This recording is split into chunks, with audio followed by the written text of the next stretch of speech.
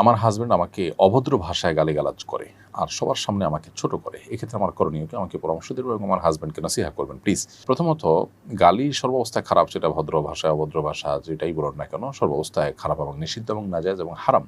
সিবাবুল মুমিনি ফুসুক, নবী সাল্লাল্লাহু আলাইহি ওয়াসাল্লাম বলেছেন কোনো ইমানদারকে গালি দেওয়াটা গুনাহের কাজ।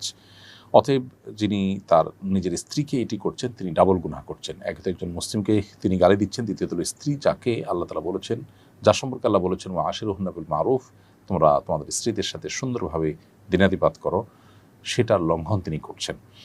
এজন্য তার উচিত ইস্তেগফার করা, তওবা করা।